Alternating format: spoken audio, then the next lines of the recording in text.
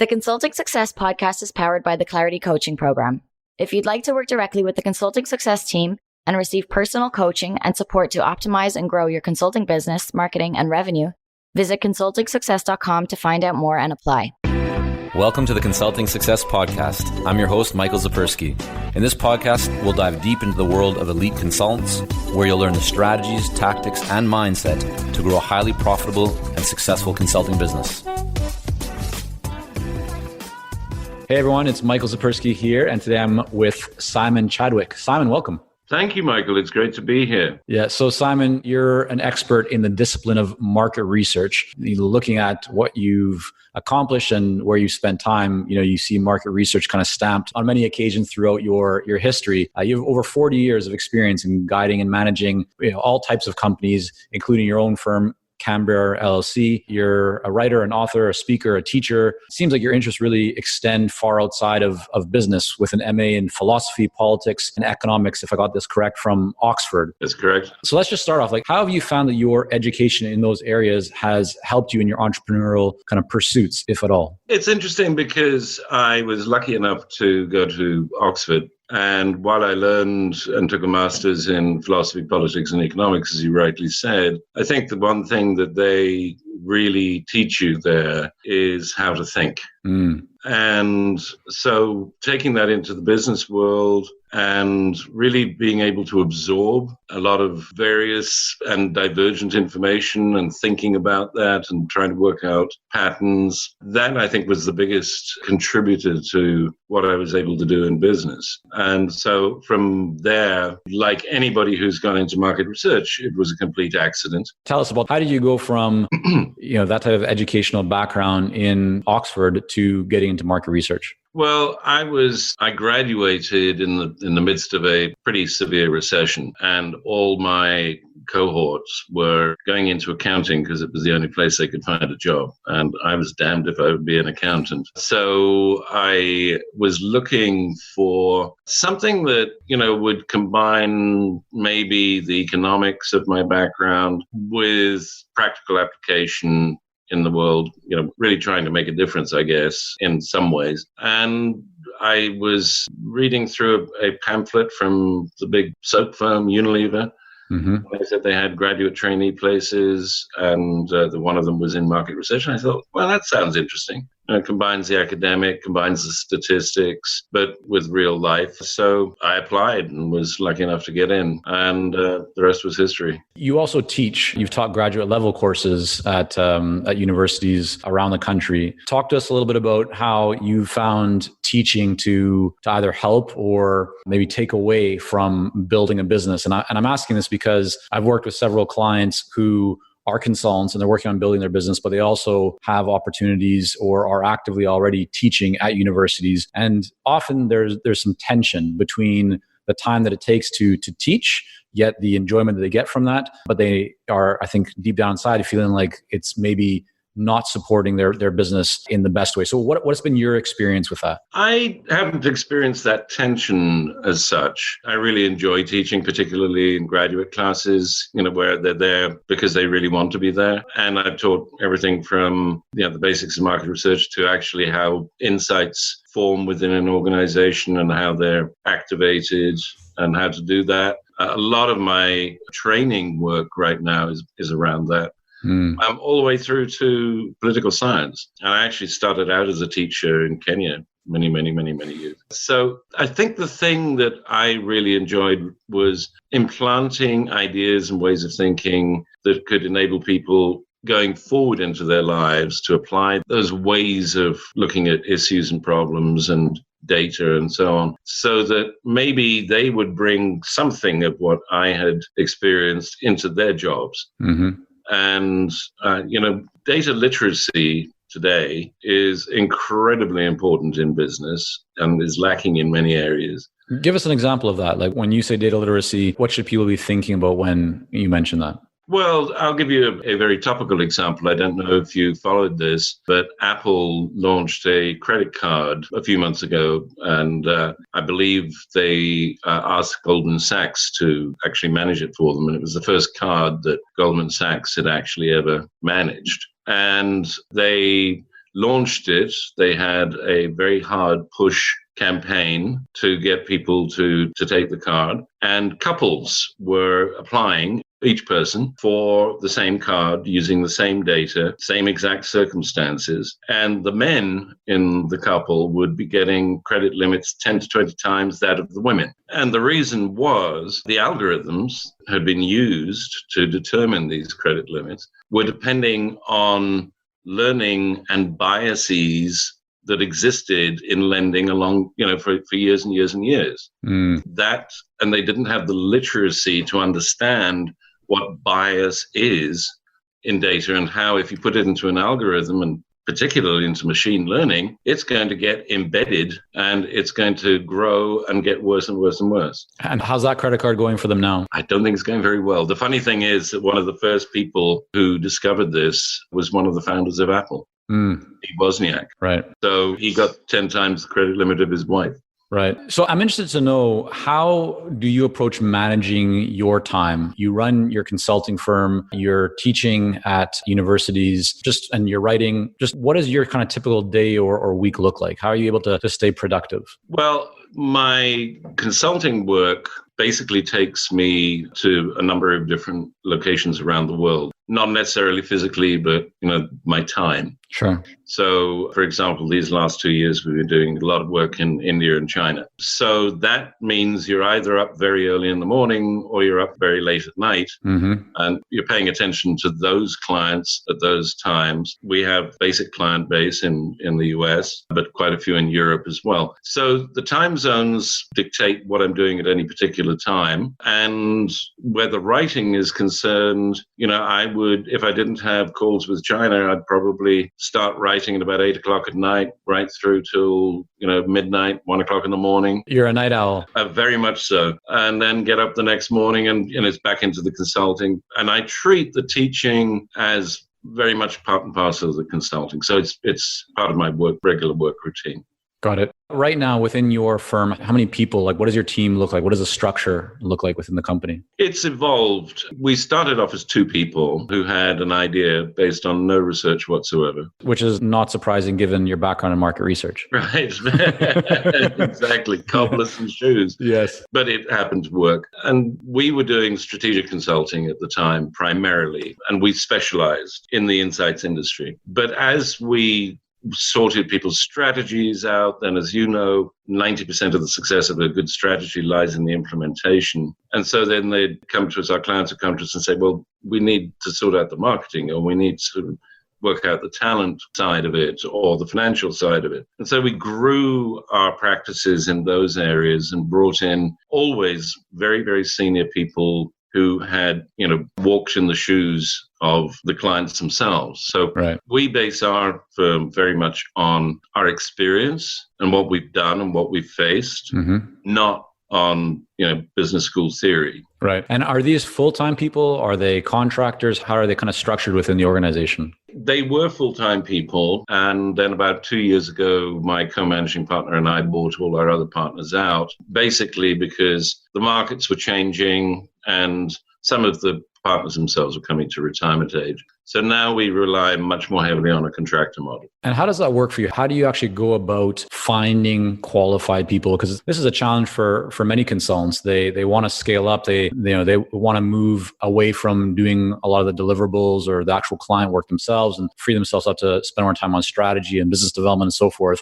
But finding good quality people that they can really rely on is often a challenge. What do you do, or what have you found to work best in that area? Well, we're very lucky in a way because we do specialize in one sector, or at least put it this way, in a sector, the insight sector, and all the supply chain that goes around that. And when you say insights, just to clarify for everyone, you're talking companies that are doing market research and surveys or coming out with new data. Is that what you're? Yeah, and data analytics as well. Yeah, that's the primary focus of what we do. Okay. So we know a lot of people in the industry. And so people tend to come to us, particularly people who maybe have got to their 50s, are fed up with corporate life, want to get into the consulting business. And we evaluate those very, very carefully. Usually we know them very well. And if they have a particular fit for what we want to do, we'll bring them in. Right. A third of our business, maybe more, is in actually corporate training. And so we also rely on people we know are really good at that and who we've had experience of. That's primarily the way we've gone about it. But one aspect of our business model that I think is probably self-limiting is that we depend on people who have significant experience at very senior levels. Mm-hmm. So we have never actually brought in younger consultants to train up inside. Right. And I think that ultimately limits the business. And what's the rationale behind that? Why not build a team, get younger people in, train them the way that you want things done? Yeah, kind of your mindset around that decision. It's really in our brand image, if you like, our brand value, what people really see in us, which is these guys, they've got the same scars on their backs as we do. Mm-hmm. And, we want people who've been in that position. We don't want a 30-year-old telling us, what to do, right, or doing the grunt work, right, because essentially we're buying your experience. Yeah, I mean, and I think it's a really good point. It's always interesting to hear consultants who see their size as a negative, and talking about, well, there's larger companies, more established companies. How can I compete with them? This buyer would never do business with me. They can, they're going to go to Deloitte or whoever, McKinsey. But what you've just hit on is a real competitive advantage, which is that a buyer, a client, is not going to pay. When they pay a McKinsey or whoever else it is, they're essentially paying a junior person to learn about the business and the industry. And what you're really doing is bringing people who are seasoned. So how do you deal with compensating the people that you work with? Are you using hourly basis and charging the margin between what you're getting paid and what you're paying someone else? Or are you doing it on a project, like a flat fee? Just to kind of walk us through what a typical project would look like from a compensation perspective. Well, if it's a training project, which are they're the largest projects we do apart from when we sell a company and get a success fee. Right. I'll come to that later. But on a training project, we would usually work out what the need is and then negotiate a fixed price contract. Okay. And that works very well because then, the temptation to lay on sort of nice work is avoided. Right. So, Simon, if I can just jump in for a second, because sometimes consultants are concerned about, setting project flat fee. The concern is, what if we don't see certain things? What if we've underestimated, the work that we need to do? So how do you arrive at a number that you feel confident on? And especially when it's not just you that's going to be providing the work, it's someone else. And if it goes over, it means that you likely are going to be the one that's going to have to pay the difference or go back to the client and kind of renegotiate. So what's been your experience with that? Well, as I say, this is really what we do on the training side, mm-hmm. where we have a very, very good idea of what it's going to take, because we're bringing in essentially modules that are 90% pre-baked, and we're customizing them to our clients. If we're doing a strategic consulting job, then it will be hourly. It will be, okay. It will be hourly, and we'll agree an hourly rate, and we pay 1 month in arrears. Got it. And can you share roughly what the margin is, the difference between what you might be earning from a client and what a consultant might make when they work with you? Usually in the area of anywhere from 50% to 75%. Okay. Got it. You mentioned that you have one form of work where you are paid success fee. Talk to us a little bit about what that looks like and when you're using that. Yeah. While we work with a lot of seasoned and experienced consultants here at Consulting Success, I'm often contacted by new early stage consultants. Invariably, the question I'm asked is, what are the steps I should take to become a successful consultant and grow my consulting business to my first 6 figures per year? Well, I'm excited to announce that we've opened the doors for our Momentum program. This is our most popular program for early stage consultants, and it has helped almost 1,000 consultants to start, run, and grow successful consulting businesses. It gives you the step-by-step plan to help you with your messaging, your fees, and pricing strategies, how to win more proposals, how to go to market more effectively, developing a marketing system to generate leads consistently, and so much more. And right now, until September the 19th, you can sign up for Momentum and get 50% off the regular price by going to consultingsuccess.com/audio. That's consultingsuccess.com/audio, AUDIO. Only 100 spots are available to join Momentum and get 50% off. This deal is only available until September the 19th or until all 100 spots are gone. We won't be opening up new spots in this program for several months, so don't wait. go to consultingsuccess.com/audio. That's consultingsuccess.com/audio. AUDIO.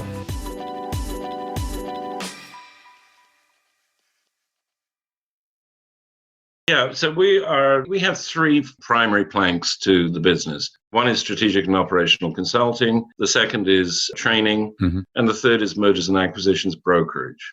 So we primarily sell, we also do acquisitions, but primarily sell research and analytics and technology companies around the world. This is a fast consolidating sector industry. So again, the reason that people come to us is because we know pretty much all the players around the world, and we know what actually makes for value. And in those cases, we work to an hourly fee, fairly low one, because we want to encourage people to come in. But there is a significant success fee at the end of the transaction. And the success fee is based on what? The success fee is based on the selling price of the company. Got it. And so the mergers and acquisitions, this is still related specifically to the insights industry. It is. That's right.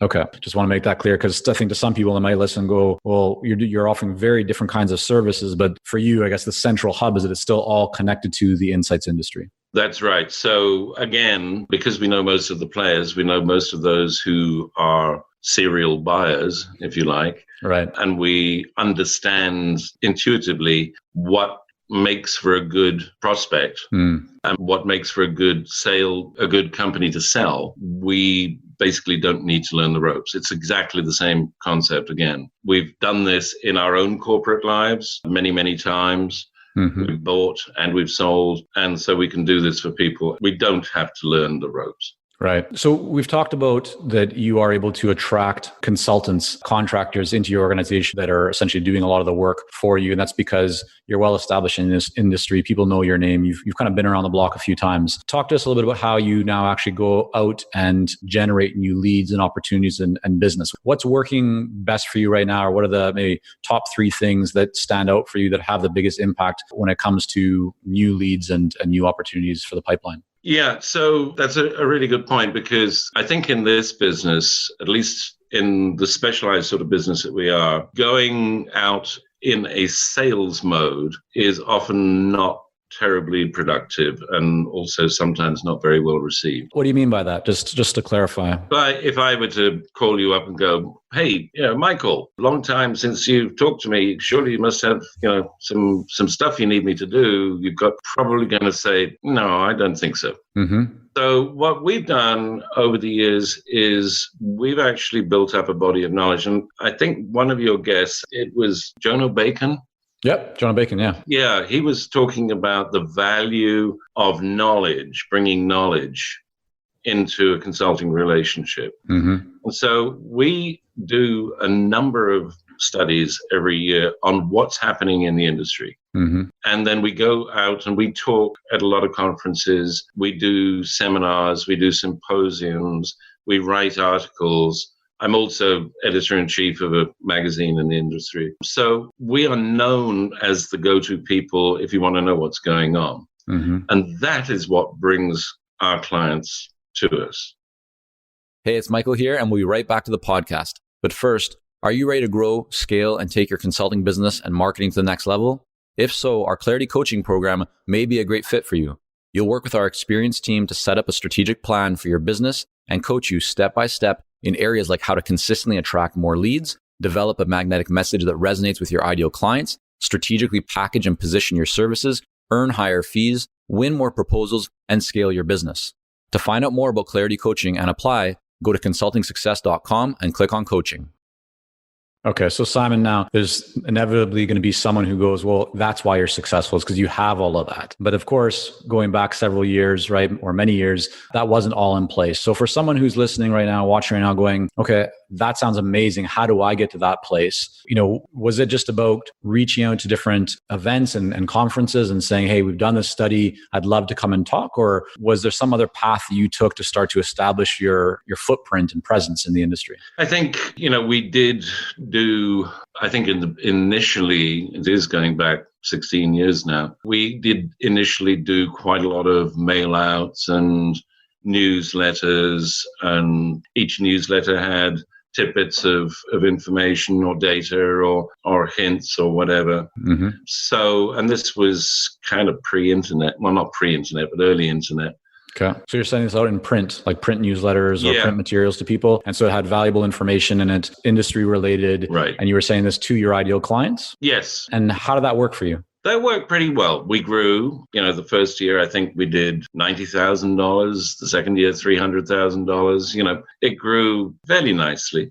But it was really at the point that we then started to do these studies. Mm-hmm. We would blag our way onto any conference platform we could find, and luckily me and other partners were pretty good on their feet. And people would then come to us afterwards. It would take anywhere from a couple of weeks to a couple of years. And they'd say, I saw you at such and such. Yeah. Definitely. I think I've got something you can help us with. It's that forward motion that's just so important. The fact that you're just getting out there, and it wasn't necessarily just one place that you spoke at, but you and your team, multiple places, multiple touch points. I share this example of our one client that signed up, and he said to us when he came to one of our events that I'd been on your list for 3 years. I never bought anything from you. And then all of a sudden one day, 3 years later, he decided to become a client and ended up becoming a 6-figure client. But yeah, it's interesting because I thought when he mentioned that, like, well, that's why we send out a newsletter. That's why we do these things, is that if we looked at him and said, yeah, he hasn't been responsive. He hasn't even bought a book from us. He hasn't bought anything. It's been 1 year or 2 years or X number of months and given up. Then that would have been, a lucrative sale that would not have happened. Yeah, you're absolutely right. And you just got to keep on being in front of people, keep on having them trust in you. And that's a huge thing. Yeah. The trust is absolutely massive. I've got a similar story. I was approached by a major credit card company end of last year. And the lady who approached me said, I saw you gave a seminar at a conference 2.5 years ago. Mm-hmm. And I was at a CPG company then, and I tried to convince them to use you, but somehow it never happened. And now I'm in this credit card company and we can use you. Yay. Yeah. 2.5 years. Yeah, exactly. Right. It's those little things that add up. You keep having little ones like that. You're planting those seeds. Yeah. Right. You're kind of watering the flowers and they're gonna bloom for you. But if you're not doing that consistently, then you're not going to have a thriving pipeline. When you look back, Simon, over the last couple of decades here or so of being in business and building up consulting businesses, and I know that even before your business, you were a CEO of other companies. From a consulting standpoint, what do you wish that you would have known in the early days that, knowing now in hindsight, like you just go, yeah, that would have made such a difference. I wish I would have done that. That's a really, really good question. The interesting thing is that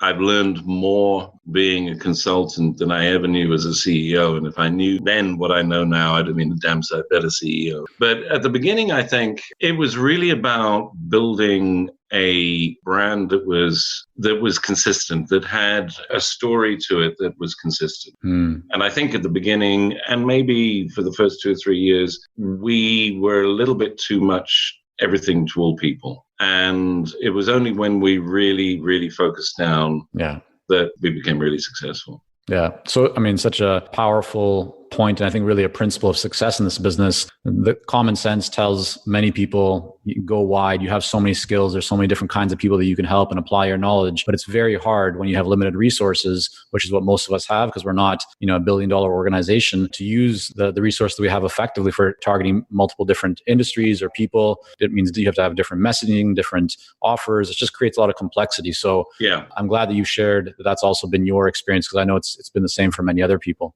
Yeah, I think there was another lesson that we learned as well, which is don't assume that because you've just got one type of assignment, there are any more of those like that out there. So I'll give you... Yeah, please. Because you have to remain, my point being, you have to remain agile and basically shape your offering so that people can buy it. Right. So we got a 9-month assignment to completely and utterly reinvent the insights and competitive intelligence function of a major fund company. Mm-hmm. It was a huge assignment. It was really a lot of fun. We were very successful. We thought, whoa, we can do this. We'll go out and we'll market ourselves as people who can, reinvent your insights function. Right. We never got one again. Why do you think that is? Because it's essentially, it only occurs when a new CMO comes in and says, I need something different, or when a new SVP of insights comes in and says, I need to completely reshape this. Right. Those things don't happen very often. Right. But what we did learn was, hey, if we chunked this up into different learning modules, different training modules, and made them, biteable, bite size, then maybe we can go into these same companies. And that was hugely successful. And with the training, when you broke those down to kind of bite-sized training modules or components that you or your team could deliver, did you approach those companies and say, hey, we have this training, is it something that would be or workshop, something be of interest to you? Or again, did you kind of just do your speaking, writing thing, studies, and then people came to you and then you offered it to them? We did a bit of both, but I think it's probably true to say that a lot of word of mouth was involved. So essentially, if you go in and you do a really good training assignment, and some of these training assignments can take 2-3 years. Okay. So we're not talking about a one-day workshop and $5,000 or $10,000 later. No, we're talking 6 figures. Right. But if you do a really good job, then, our clients get together and they talk about things that they've done, and you then get a call out of the blue. Right. But in many ways, what we did was we built seminars. So multi-client seminars, charged a very low amount for them. Like what? What would be the amount, just roughly? $1,000 a head. Okay. But to come in for a day and experience, some of the training, we get 15 or 20 people in a room from different industries. How did you market that? Was it sending emails, making phone calls, posting on LinkedIn or something, or? All of the above. But also through our supply side clients as well, because they all have corporate clients. So we'd get them to organize a seminar of their clients, and then we'd come in. And for those supply side clients, that was a huge marketing boom for them, because they're now seen to be providing a free service to their clients. Right. So they would pay you. Yes. And would they pay you maybe a discounted rate? So if the typical was 1,000, would they pay you, for example, like 800 or something, or would they just pay the full price? They would get a very discounted rate. So, we'd have 15 people in a room and maybe charge 5,000 or 7,000 to our clients. Right. Yeah. Okay. But it's a value add for them. They get their clients together. They're providing this free experience, which again is very valuable and appreciated by their clients. And then did that lead to business opportunities for you from doing that? Yeah. I mean, you're probably looking at 1 in 10, 1 in 15 who become a business opportunity, and it may take a year, 2 years. Right. So you have to have this great patience.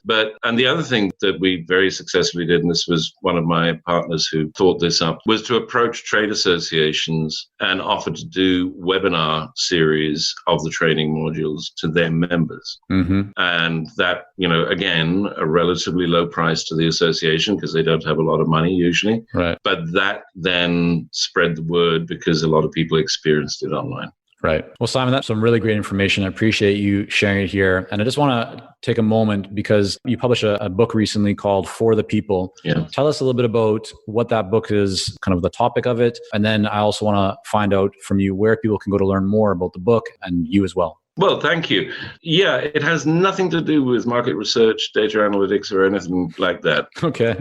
This is returning to my roots. This is a political science book, you could call it, I guess. You and I were chatting before. I grew up in South Africa during the apartheid years, and I have very first-hand experience of what it's like to live in a totalitarian society. My father was a major anti-apartheid activist, and I've worked in other countries of that nature as well. As we have been proceeding in the last few years, I have started to notice telltale signals of same things happening here. And so instead of sort of throwing my hands up, I decided that I would actually write a book about how we could have a different sort of system and a system of society and government that would work much better for everybody. And I did that through the lens of Maslow's hierarchy. Got it. And where can people go to learn more about your book? So they can go to my website, which is simonchadwick.us. It's also on Amazon and barnesandnoble.com. And if you've got a really great bookstore, probably in there too. But it's a manifesto, basically. Got it. Yeah. Perfect. We'll make sure to have all that linked up and link to your website as well in the show notes. So Simon, again, thank you so much for coming on. It's been a real pleasure, Michael. Thank you very much. Thank you for joining us on this episode of the Consulting Success Podcast. For more episodes and to subscribe, rate, and leave a review, head on over to iTunes. And if you'd like to develop consistent lead flow and a highly profitable consulting business, learn more about our coaching programs at consultingsuccess.com.